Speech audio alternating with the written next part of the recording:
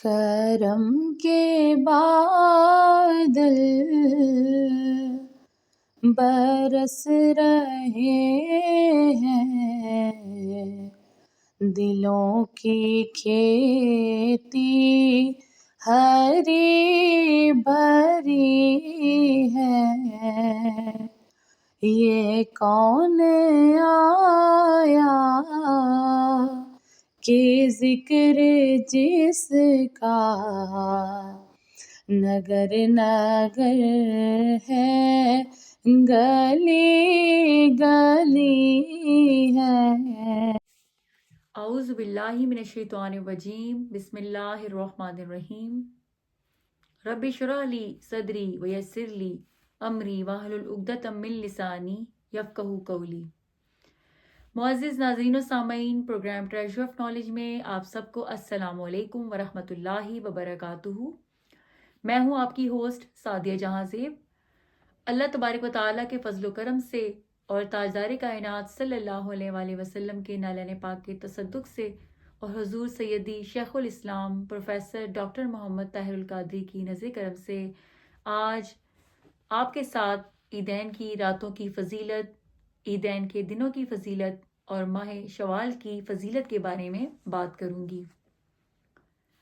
قرآن و احادیث کی روشنی میں اس کی کیا اہمیت ہے اور ائمہ سلف صالحین اس بارے میں کیا فرماتے ہیں، یہ جاننے کے لیے ہم نے جس بک کا انتخاب کیا ہے وہ شیخ الاسلام پروفیسر ڈاکٹر محمد طاہر القادری کی مشہور و معروف کتاب ہے، جس کا ٹائٹل ہے غایۃ الانعام فی بعدی زمن الشہوری واللیالی والایام، یعنی مختلف مہینوں اور دنوں کے فضائل و برکات۔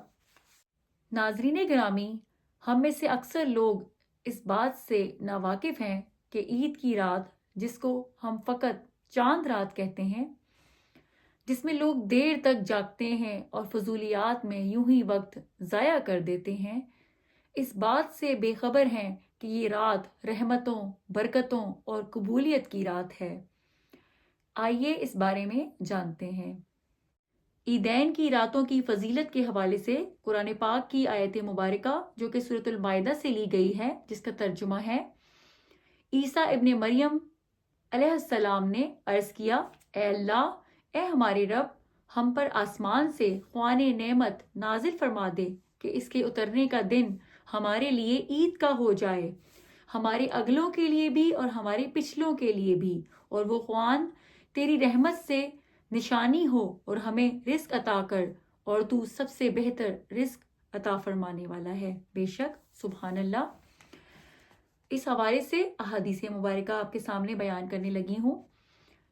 حضرت ابو امامہ رضی اللہ تعالیٰ عنہ بیان کرتے ہیں کہ حضور نبی کریم صلی اللہ علیہ وآلہ وسلم نے فرمایا ہے، جو شخص عیدین کی رات اجر و ثواب کی امید کے ساتھ اللہ تبارک و تعالیٰ کی رضا کے لیے عبادت و قیام کرے گا، اس کا دل اس دن مردہ نہیں ہوگا جس دن اہل فسق و دلال کے دل مردہ ہو جائیں گے۔ اسے امام ابن ماجہ نے روایت کیا ہے، سبحان اللہ۔ حضرت معاذ بن جبل رضی اللہ تعالیٰ عنہ سے ایک مرفوع روایت میں ہے کہ حضور نبی کریم صلی اللہ علیہ وآلہ وسلم نے فرمایا ہے، جس نے 4 راتوں کی عبادت کے ساتھ شب بیداری کی، اس کے لیے جنت واجب ہو گئی۔ شب ترویہ یعنی ذوالحجہ کی 8ویں شب، شب عرفہ، شب عید قرباں اور شب عید الفطر۔ اسے امام ابن عساکر نے روایت کیا ہے۔ صحابہ کرام رضی اللہ تعالیٰ عنہما اور ائمہ سلف صالحین کے ارشادات و معمولات۔ حضرت علی بن ابی طالب رضی اللہ تعالیٰ عنہ فرماتے ہیں، مجھے یہ بات بہت پسند ہے کہ بندہ ان 4 راتوں میں اپنے آپ کو عبادت کے لیے فارغ کر لے، عید الفطر کی رات، عید الاضحیٰ کی رات، شعبان کی 15ویں رات اور رجب کی پہلی رات، سبحان اللہ۔ پھر انہوں نے مذکورہ 4 راتوں کا ذکر فرمایا۔ امام شافعی نے بیان کیا ہے کہ ہمیں یہ خبر پہنچی ہے کہ صحابہ اور تابعین کے ہاں یہ کہا جاتا تھا، بے شک 5 راتوں میں دعا قبول کی جاتی ہے، جمعہ کی رات، عید الاضحیٰ کی رات، عید الفطر کی رات، ماہ رجب کی پہلی رات اور ماہ شعبان کی 15ویں رات کو۔ اسے امام بہقی نے روایت کیا ہے، سبحان اللہ۔ حضرت ابراہیم بن محمد فرماتے ہیں میں نے اہل مدینہ کے بہترین افراد کو عید کی رات مسجد نبی میں حاضری دیتے دیکھا ہے. وہ رات کے ایک پہر تک مناجات اور اللہ تبارک و تعالیٰ کے ذکر میں مصروف رہتے ہیں. سبحان اللہ. ناظرین گرامی، اب ہم عیدین کے دنوں کی فضیلت کے بارے میں جانتے ہیں. حضرت انس رضی اللہ تعالیٰ عنہ سے روایت ہے کہ جب رسول اللہ صلی اللہ علیہ وآلہ وسلم مدینہ تشریف لائے تو اہل مدینہ نے 2 دن کھیل کود کے لیے مقرر کر رکھے تھے. آپ صلی اللہ علیہ وآلہ وسلم نے دریافت فرمایا یہ 2 دن کیا اہمیت رکھتے ہیں؟ صحابہ کرام رضی اللہ تعالیٰ عنہما عرض گزار ہوئے یا رسول اللہ صلی اللہ علیہ وآلہ وسلم، ہم ان 2 دنوں میں ایام جاہلیت میں کھیلتے کودتے اور خوشی مناتے تھے. رسول اللہ صلی اللہ علیہ وآلہ وسلم نے فرمایا اللہ تبارک و تعالیٰ نے تمہیں ان دونوں کی جگہ ان سے بہتر دن مرحمت فرمایا ہے، عید الفطر اور عید الاضحیٰ. سبحان اللہ. اس حوالے سے حضرت سعید بن اوس انصاری رضی اللہ تعالیٰ عنہ اپنے والد سے روایت کرتے ہیں کہ رسول اللہ صلی اللہ علیہ وآلہ وسلم نے فرمایا جب عید الفطر کا دن آتا ہے تو فرشتے راستے کے کناروں پر کھڑے ہو کر پکارتے ہیں اے گروہ مسلمین، کرم کرنے والے رب کی بارگاہ کی طرف چلو، وہی تمہیں نیکی کی توفیق عطا فرما کر احسان فرماتا ہے، پھر اس نیکی پر بہت بڑا ثواب عطا فرماتا ہے. تمہیں راتوں کو قیام کا حکم دیا گیا تو تم نے قیام کیا، دن کے روزے رکھنے کا حکم دیا گیا تو تم نے روزے بھی رکھے، اور تم نے اپنے پروردگار کی اطاعت و فرما برداری کی. اب جزائیں سمیٹ لو. پھر جب لوگ نماز پڑھتے ہیں تو ایک ندا دینے والا ندا دیتا ہے سن لو، تمہارے رب نے تمہیں بخش دیا ہے، خیرات و برکات سمیٹتے ہوئے اپنے گھروں کو لوٹ جاؤ کیونکہ یہ انعام و اکرام کا دن ہے.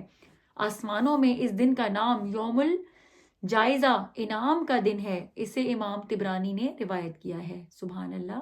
بے شک حضرت عائشہ صدیقہ رضی اللہ تعالیٰ عنہا سے مروی ہے کہ انہوں نے فرمایا حضرت ابو بکر صدیق رضی اللہ تعالیٰ عنہ آئے اور میرے پاس انصار کی 2 نابالغ لڑکیاں انصار نے جنگ بواس میں جو بہادری دکھائی تھی وہ بیان کر رہی تھیں. وہ فرماتی ہیں کہ یہ پیشہ ور گانے والی نہ تھیں. حضرت ابو بکر صدیق رضی اللہ تعالیٰ عنہ نے فرمایا رسول اللہ صلی اللہ علیہ وآلہ وسلم کے گھر میں شیطانی باجا؟ یہ عید کے دن کی بات ہے. حضور نبی کریم صلی اللہ علیہ وآلہ وسلم نے فرمایا اے ابو بکر، ہر قوم کی عید ہوتی ہے اور یہ ہماری عید ہے. یہ حدیث متفق علیہ ہے. ناظرین گرامی، اب ہم ماہ شوال کی فضیلت کے بارے میں قرآن و احادیث کی روشنی میں جانتے ہیں. احادیث مبارکہ حضرت ابو ایوب انصاری رضی اللہ تعالیٰ عنہ سے روایت ہے. وہ بیان کرتے ہیں کہ رسول اللہ صلی اللہ علیہ وآلہ وسلم نے فرمایا جو شخص رمضان المبارک کے روزے رکھے پھر اس کے بعد شوال کے 6 روزے رکھے گویا اس نے عمر بھر کے روزے رکھے. سبحان اللہ. حضرت صوبان رضی اللہ تعالیٰ عنہ سے روایت ہے کہ انہوں نے رسول اللہ صلی اللہ علیہ وآلہ وسلم کو یہ فرماتے ہوئے سنا اللہ تبارک و تعالیٰ ایک نیکی کو 10 گنا زیادہ کر دیتا ہے.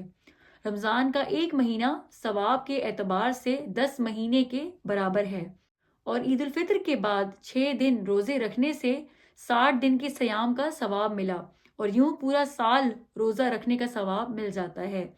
اسے امام احمد اور نسائی نے روایت کیا ہے اور مذکورہ الفاظ نسائی کے ہیں. سبحان اللہ.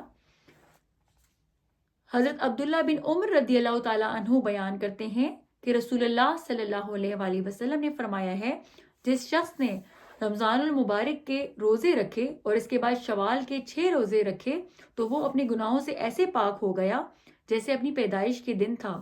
اسے امام طبرانی نے روایت کیا ہے. سبحان اللہ. ناظرین گرامی، اس خوشی کے موقع پر آپ سب کو دل کی اتھاہ گہرائیوں سے عید مبارک پیش کرتی ہوں اور اس دعا کے ساتھ آپ سب سے اجازت چاہتی ہوں کہ اللہ تبارک و تعالی ہمیں صراط مستقیم پر چلنے کی توفیق عطا فرمائے اور دین کو سمجھنے اور اس پر عمل کرنے کی توفیق عطا فرمائے. آمین ثم آمین. اللہ نگہبان.